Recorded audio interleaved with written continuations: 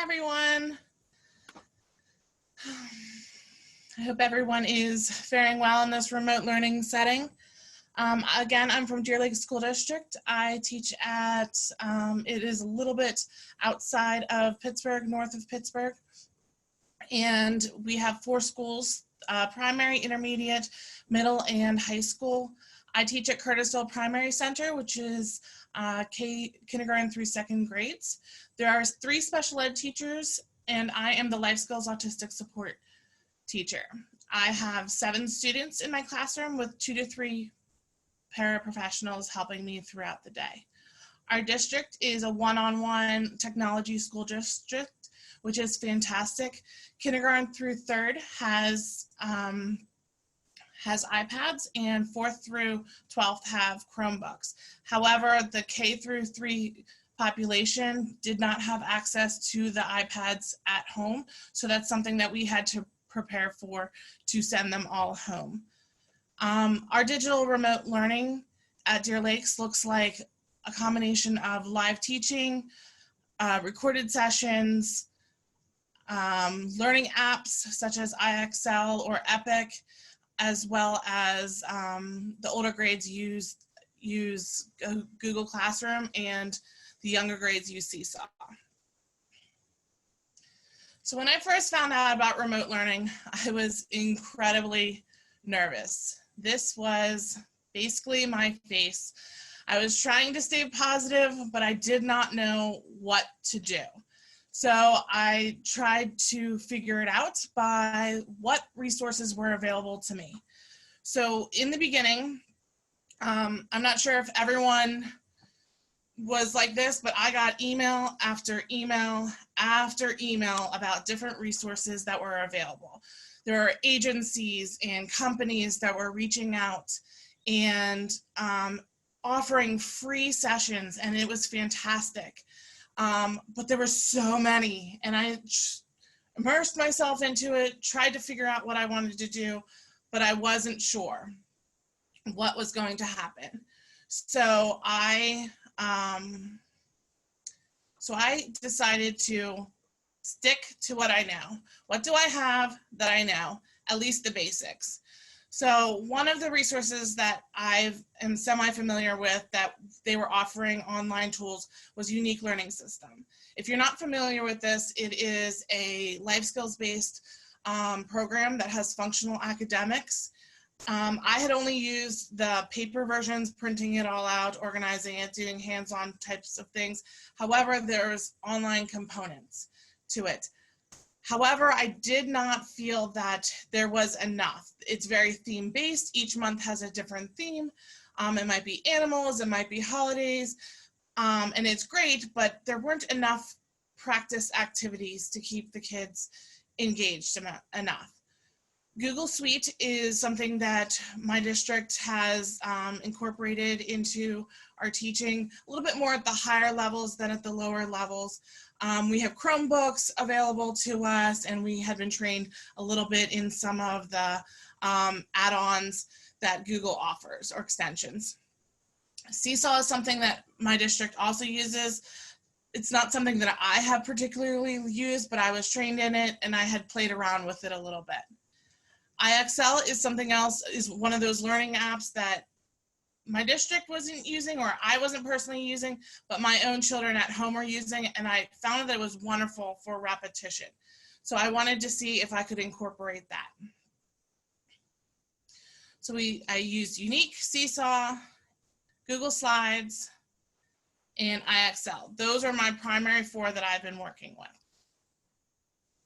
So Unique, this is how it looks. I can personalize the lessons for each student. So if one student needs spelling and another student isn't, it personalizes it for the students.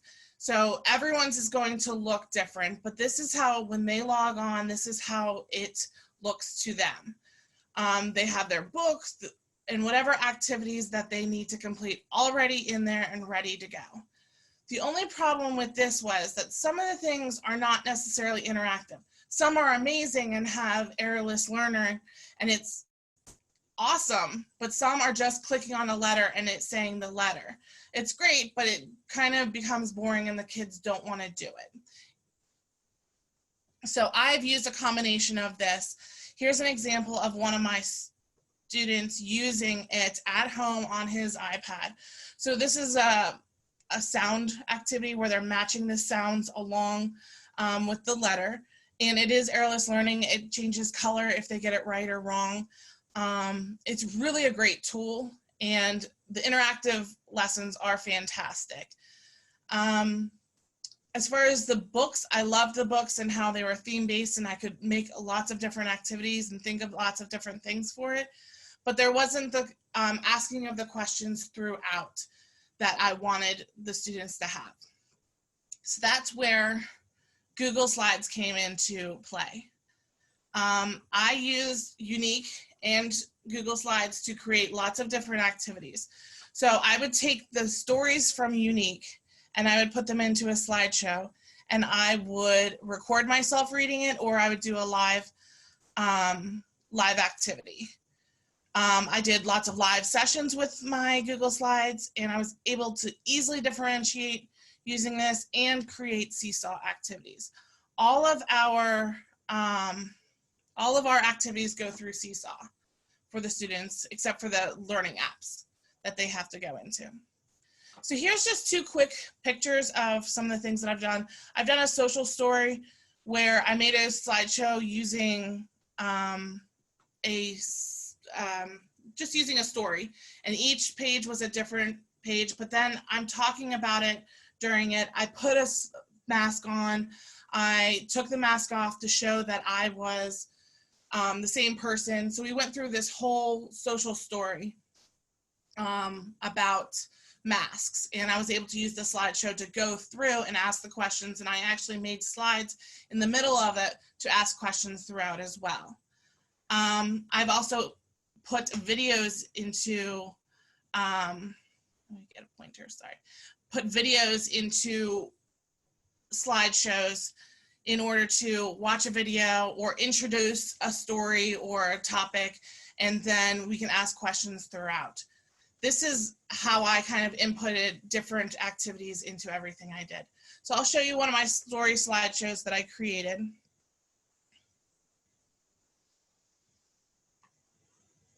Are you still able to see my page?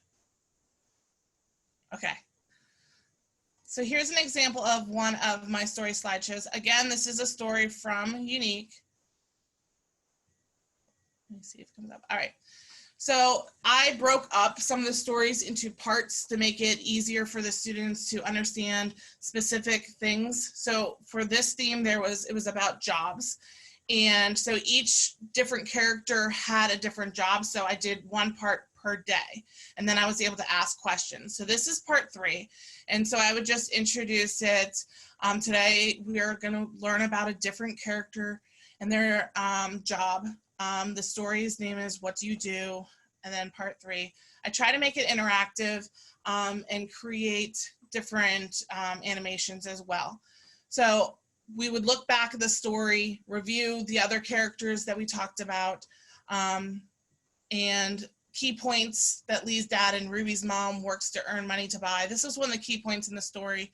So we talked about houses, them needing to buy houses, food, and clothes. Characters, we read about it. I asked a question in the middle. Again, it's fine if they went and read the story on Unique, but it doesn't have these little questions that I would normally ask when I'm teaching them. And then I would pause and wait for them to answer the question, and then I have little animations that would go, what does Tracy's dad wear to work? A tool belt. So I tried to animate it throughout, review, ask the questions. And again, I did this live, but I also did a lot of Screentastify where I was able to record myself. I used some of their special tools to circle things. That's one of my stories. and I was able to use some of the key components too. So when I was doing it live, I was able to, okay, point to whatever, but I'm not able to see it, but like a parent would be able to help out, facilitate that as well. All right.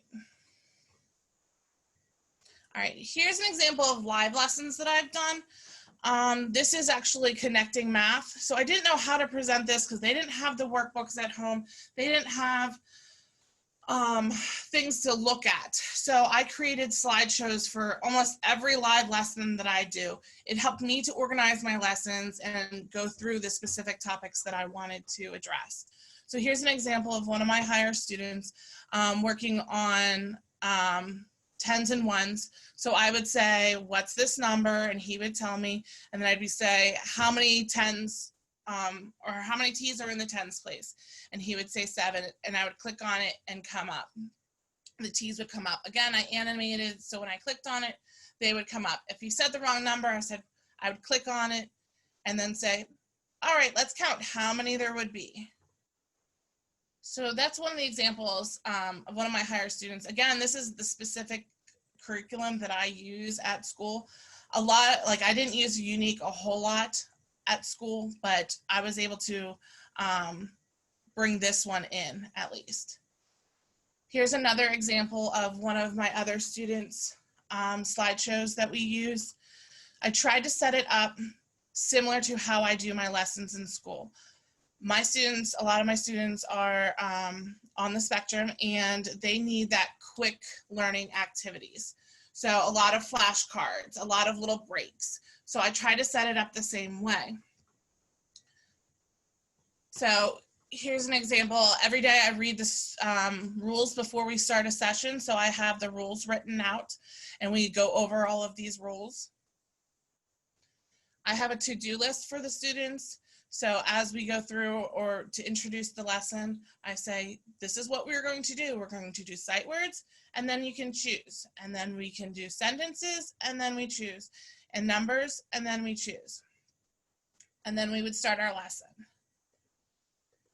And some of these I would go through the first day, and some of them I would have the students just repeat, depending on the day and the level of the student. Some of the students are real quick about the sight words, whereas others might need more time because I have a student using a communication device, so he would, again, need more time during that. So we'd click through, and then we can check off. I've animated all of these so that we can easily check them off and show that we are completing things. And I've built in some rewards as well. This is just a sight word rap song. If you have kids, I'm sure they've done it before. And then again, check it off when they're done. Then we go to the next one. Great job. Read the sentences. Sentences, awesome. And then I've built in choice board as well. So this particular student likes to jump on his trampoline, listen to songs, and go to the zoo. The zoo has a really great website where they have, you can watch the penguins or you can watch the cheetahs. So he really likes the cheetahs, or sorry, the penguins. So we would click on that and he could watch the penguins. So they have 3 different choices that they can choose from. I might change it up through the week so that they do not get used to the same thing. If they really like something, I'll change it up or I'll keep it the same. Here's a way that I've differentiated. So one of my students is able to do these numbers all together, whereas I have other students that are just need one slide per, or one number per slide. And that makes it easier to flow through. Again, check it off, go to the choice board, click on what they want. Oh, back to the choice board. They can check it off, and then they're all done. So some of these lessons vary on the lengths. This is one of my shorter ones. Sometimes we do other things or just have an interactive activity as well, or a game. Good working. And so that's an example of one of my lives. Again, all of my lives I do present live sessions like that because it helps me to organize what we need to get done. It helps them to understand what we have to do. I also like to pull, we use Google Meet. I like to pull the page over or the tab over to the side so that I can see the student too. I had a student who was flipping out one day and I had no idea what was going on, and it was better for me to be able to see his reaction and be able to help.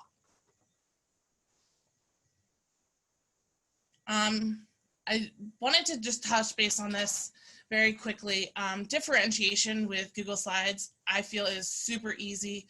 For me, I make a lot of activities all in one slideshow, and it's so easy to differentiate by just copying the whole presentation and saving it as another one for a student and then making my little changes.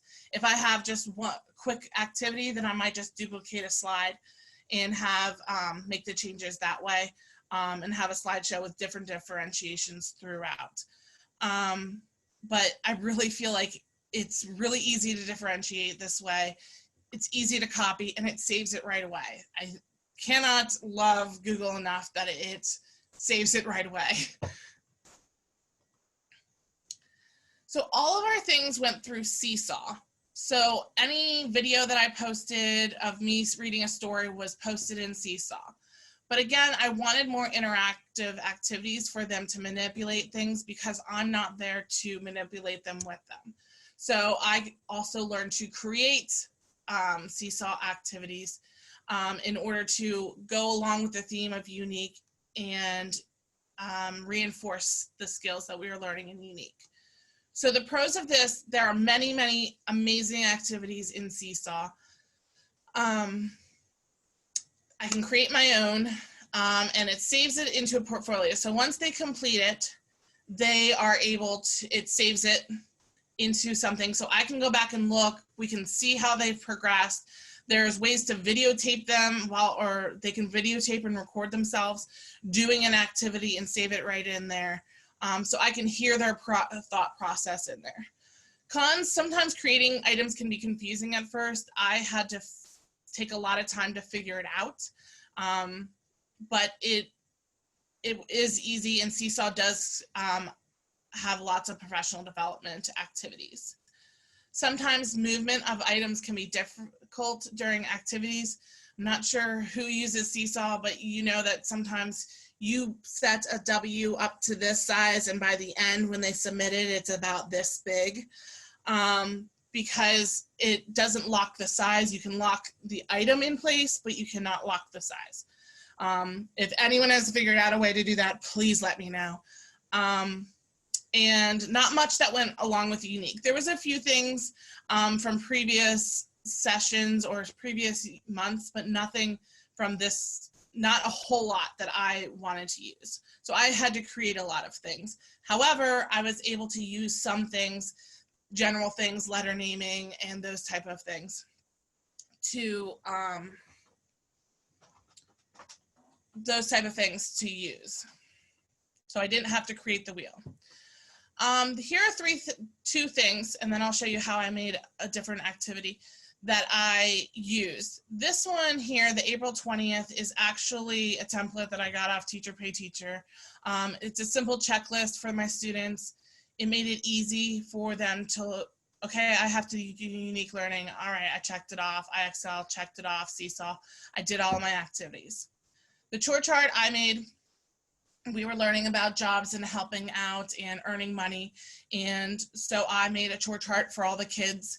A lot of the parents are still using this and have asked me to post it every day so that they have a schedule that they can do every day. I have made individualized for some parents as well. All right, I'm going to create a simple activity for SeeSaw using Google Slides. Again, everything that I've done is through Google Slides.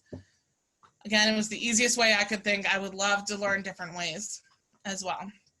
So this week we are learning about mamas and their mama animals and their baby animals. So this is one that I created. Sometimes you just have to think outside the box as far as what it might look like and how you can make it look similar. I learned this on a YouTube video, looking it up. So I'm just gonna make some grass.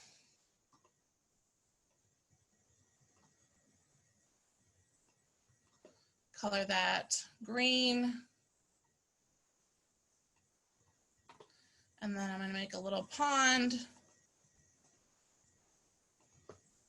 Also, if it goes outside the lines, it's fine.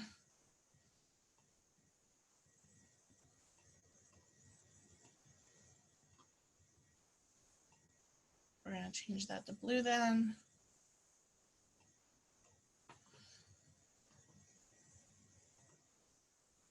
And then we'll add an image, upload from my,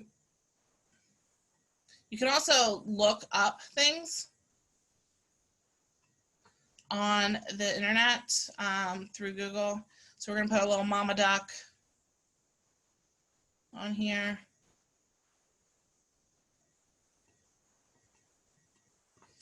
And then just so that we remember what we are counting, I will put a little baby duck.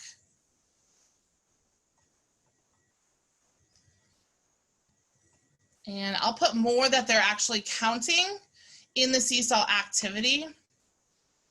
But if you're using Google Slides as the interactive activity, you can just add more. And to add from Google or from the web, just search the web. And a really great way to do this is type clip art afterwards, and you can get some really great backgrounds. I've made a beach one day with sand castles. But look how nice it is. You don't see the edges. It just looks like a little duck with a pond. And then again, I love, love, love that Google automatically saves it, because I can go right to SeeSaw to create my activity. It's already saved. No need to worry. I cannot tell you how many times with Word, oh, I didn't save my changes. So you just add assign activity, create new activity, sample, and we can add it right in here. Now again, I make a lot of activities in one slide. So I might say, where is my baby? And then have 10 different math activities or 10 different slides, but I don't want all of those slides in one day. So, or maybe I want 2 or 3 of those, and then the next day I'll do it another one. So I can just click what I want and what I don't want. Say I don't want the cat one today. I just want the duck. Delete that one. And then I can add my little ducklings. A little duck. Right there. And then I can duplicate them for however many I need. I could have one page have 3. I can have the next page have 7, whatever. Maybe not with this table. And I use a lot of tables too to help organize and line things up for the students. You could always change this for each student. I might have one student write in the box how many, and then I might have one student have the option for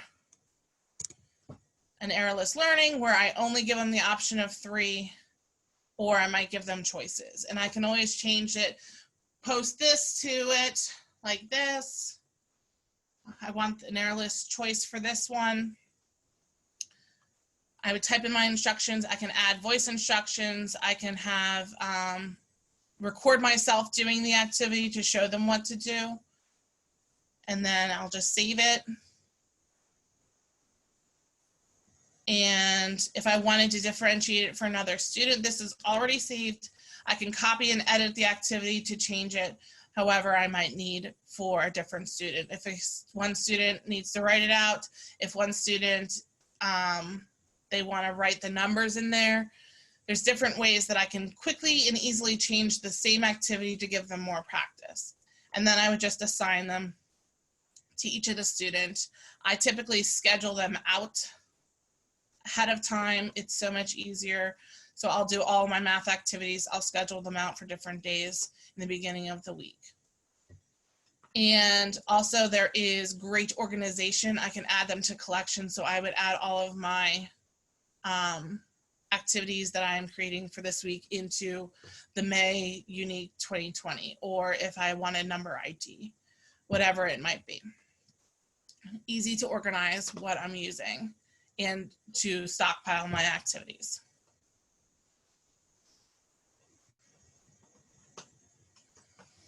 All right, so this didn't all come easy to me. I learned many lessons. First off, nothing is the same. I think that's the hardest thing that I had to realize when teaching remotely, was that my students are not the same. They're not used to not going to school. Their whole schedule's thrown off. The parents' whole schedule's thrown off. My whole schedule with my 4 kids at home is thrown off. It's not the same. They're not the same student at home, and I'm not the same teacher at home. But we had to overcome it and do whatever we needed to do. Keep it simple. I was overthinking it at first. Here's an example of the second week we were doing it. I got easier as it went on, but I would list out every single activity for every single student every single day. So if they had 5 things in Unique, I was listing them out, and that students might be different from another student's.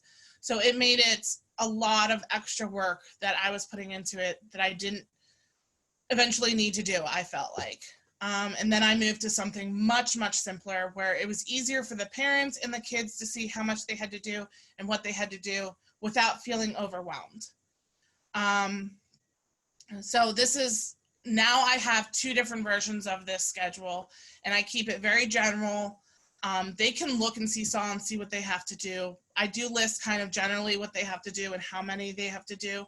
And in Unique, everything comes up for them. So if this student has 2 activities and this student has 5 activities, that's fine. They can see how much they have to do, and it's easily, I don't need to redo it. The other thing I needed to learn was that I am not there and the parents need help too. Parents are struggling, especially the kids with special needs. The behaviors are off, their whole schedule is off. The parents are with them 24 hours a day, 7 days a week. They're not able to go to their grandma's house either. So I had to help the parents too. And my next slide, I'm going to talk about some of the things how I helped my parents out at home without being able to be there and to physically help my students. So some of the parents' tips is, the first thing is, they might not know the technology. I had a parent send me this exact thing. It says, just log into Zabblezoot, scroll down to Zork app, and have the kids work through the assignments sent through Cracklezam. Check the links posted in Dumblekick, I apologize. So that's the face that parents look like, because I'm telling them to go to SeeSaw and IXL, and they're like, what is that? So they don't know the technology. So we have to explain it to them. And I created videos for them, and we went through exactly how to go into it. And so sometimes the teaching you need to do the back teaching to the parents in order to help the students. And my kids being as young as they are, kindergarten through 2nd grade, they really needed the extra support and the extra help. So help the parents so that they can help their students. Help create the environment. I had a student who was very used to a certain chair at school because it helped them to understand their space and where they go to. And so I contacted the school and got the chair for the parents. So one of the janitorial staff came in and grabbed the chair out, and we washed it down, and we were able to get it to this student so that they were able to have that safe place for them to work. We also talked with Dad about how to move some furniture for a divider for him so that he would not be distracted. He has another brother as well. So eliminating the distractions. And this dad in particular was fantastic and created a PVC pipe divider using some PVC pipes he already had. So help them. If they are having a hard time finding a work spot, tell them to take you on a virtual tour so that you can find a place for them. Something similar to what they might see at school. Provide visuals if needed. I have made several social stories for the students and created different PECs for teacher or for the parents at home for them to use and sent them off. I even mailed some of them so the parents didn't have a printer. They were able to do that. I think, again, this is hard for everyone. One of the best things you can do is just listen. They're having a hard time, just like the students are having a hard time, and I can give suggestion after suggestion to them, but sometimes just listening to them and letting them vent is just as helpful. Give suggestions still, maybe later on, but let them vent a little bit. It's not easy, and sometimes they just need to know somebody's listening. Teach them how to teach your student. They don't know your tricks at all. They do not know that when they complete this, they get that. So sometimes it's a lot of teaching the parent how to teach and how to work with the child as well.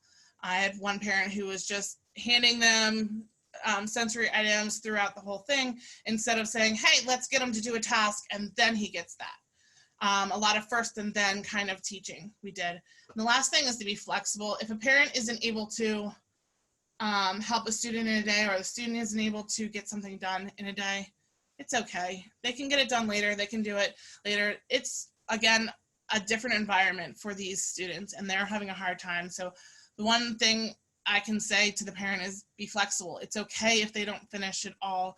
Give it a shot. Maybe try later. Maybe try tomorrow.